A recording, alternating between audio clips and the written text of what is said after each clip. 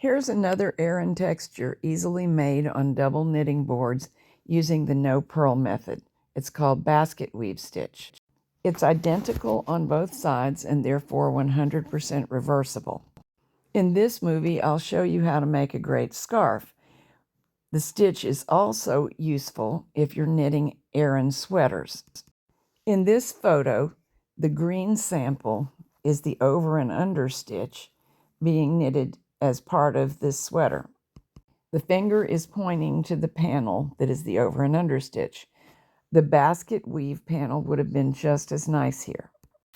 Basket weave stitch is here, over and under stitch is here. There are some similarities and some differences. First difference is the two samples are different gauges. Number 4 yarn, otherwise known as worsted weight. Number 5 yarn, otherwise known as bulky or chunky weight, depending where you are in the world.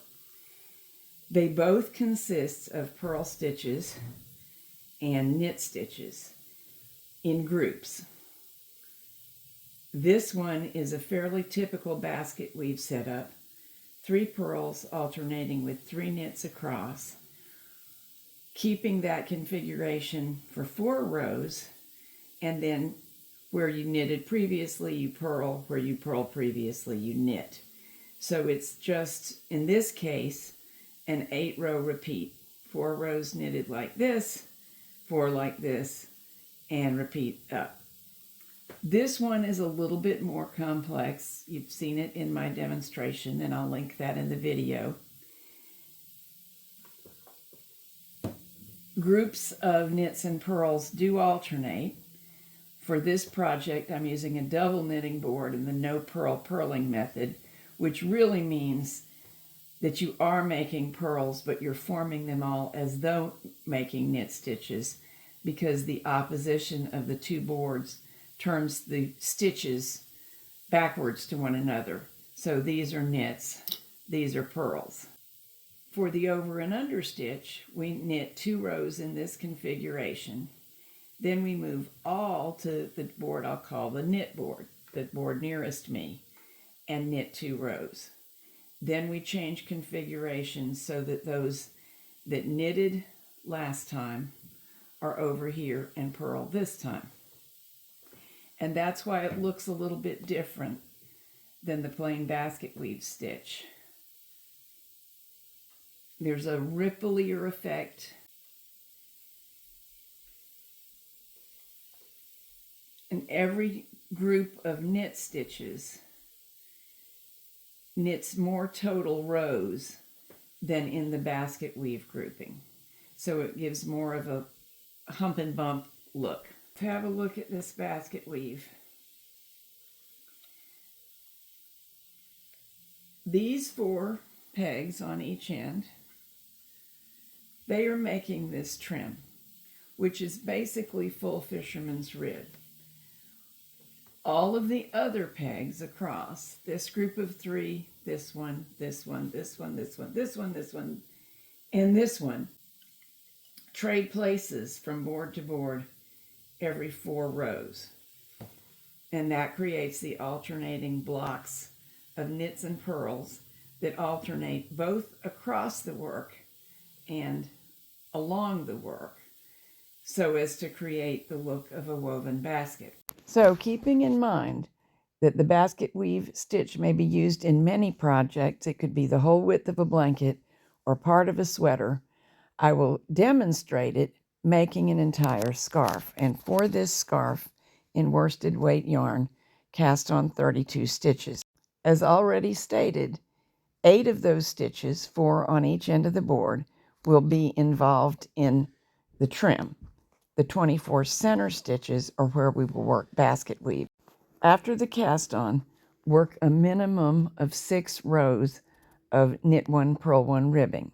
And here I'm using the no-purl method to do it. I actually used 12 rows for this sample scarf. The sample is 192 rows plus 12 row hems, and that's not long enough to be a dangly scarf, but it looks great closed with a button, as you see here, used more like a cowl than a traditional scarf. Here's the gauge I got, 4 stitches and 7.2 rows per inch in basket weave. And at that gauge, here is the number of rows to knit to get various lengths of scarves, so you can choose for yourself. I'm working here on the 28-inch 7/16 gauge authentic knitting board that I customized for myself with my husband's help in another movie. Instead of the spacers that come with the loom, those allowed for too much room, I used a stack of 4 ordinary flat washers here. With that spacing, the no-purl method of purling is possible, and there's just enough of an opening for the fabric to drop down. I just finished 4 rows with these as knit stitches, these as purls.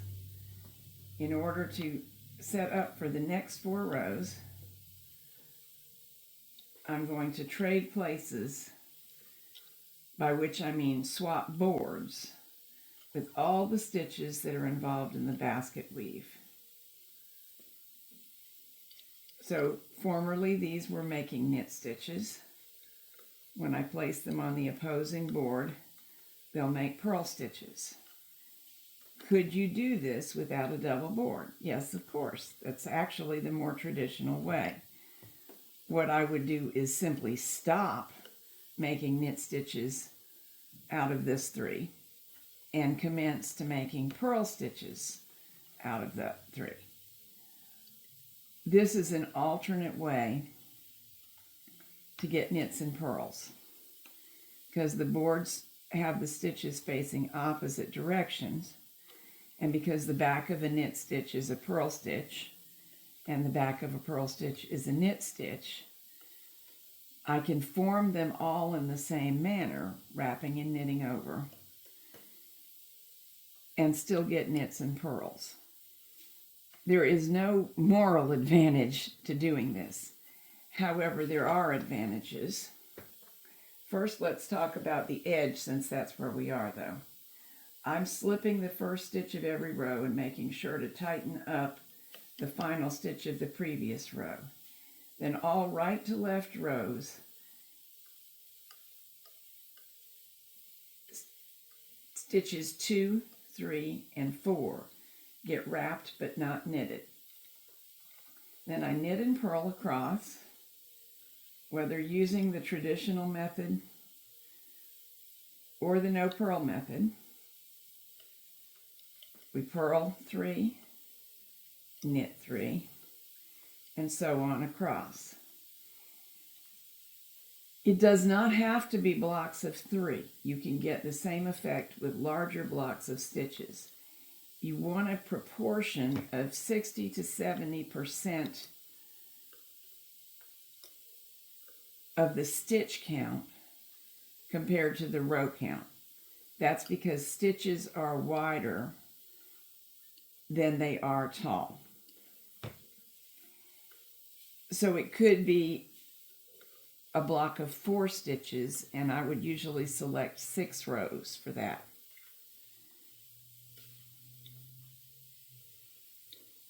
It even could be 10 stitches wide, although that would be unusual, and 14 to 16 rows. Now here I am at the other end. For the right to left rows, wrap, wrap, wrap, but do knit the final stitch. Now on the return row, all left to right rows, wrap, wrap, wrap, and then I come over here and knit the first stitch that is part of the basket weave pattern. Just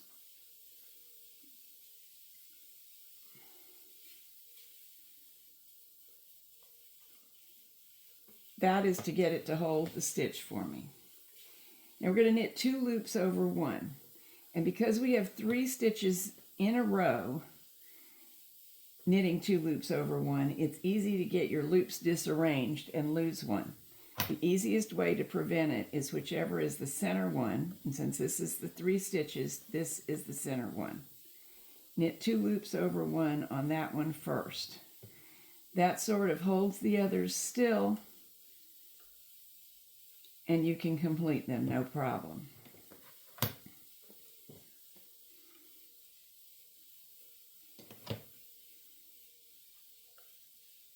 knit, and the next 3 are purls, even though I'm going to wrap and knit them over in the same exact manner as those on the front board. The advantage to doing this is largely because it saves wear and tear on your wrist. Frequently, new loom knitters just really don't like the purl stitch. It's a little more difficult to learn than the knit stitch. After a while, almost everybody gets good at it. But nevertheless, purling like this, I'm going to do a stitch I don't really want to purl, involves more wrist twisting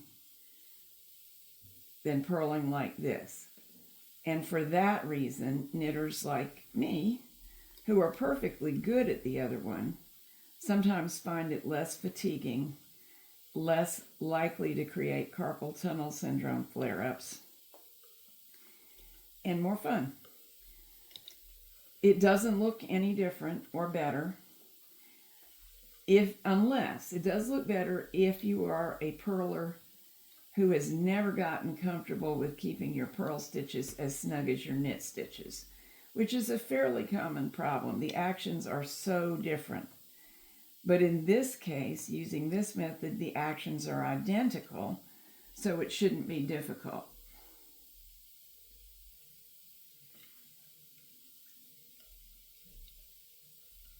All right, this is the last part of our basket weave. So wrap, wrap, wrap, and on the final stitch, knit it over. 1, 2, 3. That's the middle stitch. Knit over. 2 over 1 here, 2 over 1 here. That's 2 rows with the pegs holding stitches in their present positions. Slip the first stitch, just wrap, and we'll knit 2 more rows in the same configuration. I'll just speedily knit row 3 of the pattern in the same exact way that I knitted row 1. Now we're ready for the trim on the second edge. We're going right to left, so we wrap 3 pegs and knit over the 4th. Now we're going left to right, so we wrap 3 pegs, having slipped stitch 1, and anchor it by knitting over the first stitch of the first part of the basket weave. 1, 2, 3. So we knit the second peg over both loops, 2 over 1.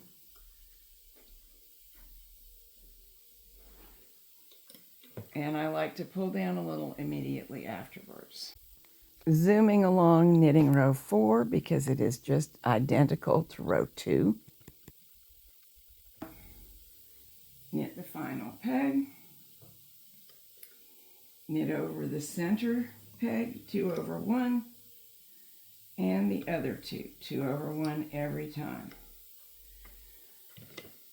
And pull down. Notice that there's just enough room here for my fabric.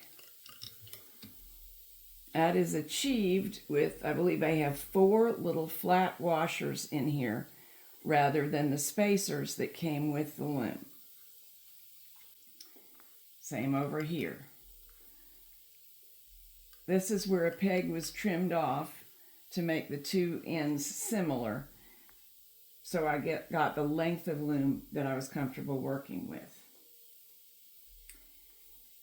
The reason for only using these little washers is we want the distance from peg to peg on center and from peg to peg this direction to be as close as possible to the same thing.